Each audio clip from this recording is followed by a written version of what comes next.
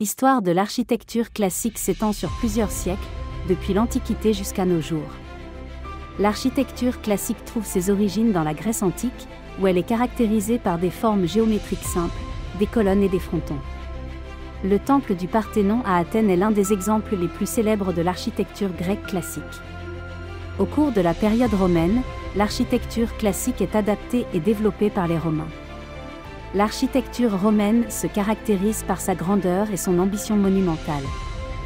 Les temples romains sont souvent plus grands que leurs homologues grecs et sont décorés de sculptures et de fresques élaborées.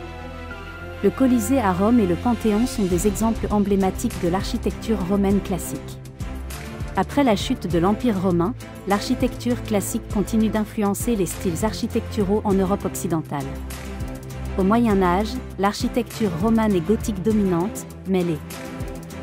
Classiques, tels que les éléments et les arcs en plein cintre, sont encore présents dans certaines structures. Au cours de la Renaissance, l'architecture classique fait un retour en force. En Italie, des architectes tels que Filippo Brunelleschi et Andrea Palladio s'inspirent des formes et des proportions de l'architecture romaine classique pour créer de nouveaux types de bâtiments, tels que les palais et les églises. Au XVIIe et XVIIIe siècle, l'architecture classique se développe davantage en Europe. En France, le style classique français, caractérisé par l'utilisation de l'ordre architectural et des lignes symétriques, atteint son apogée pendant le règne de Louis XIV. Parmi les exemples emblématiques de l'architecture classique française figurent le château de Versailles et l'église des Invalides à Paris. Au XIXe siècle, l'architecture classique connaît un renouveau avec le mouvement néoclassique.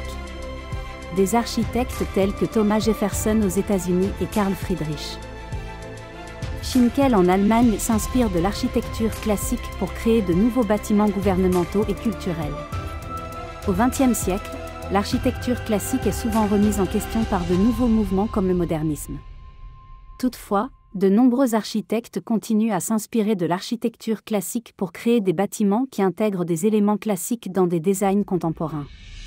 Aujourd'hui, l'architecture classique est toujours présente dans de nombreux pays à travers le monde, tant dans les bâtiments historiques que dans les nouvelles constructions. Elle est appréciée pour son élégance intemporelle et sa référence à une tradition riche et culturelle.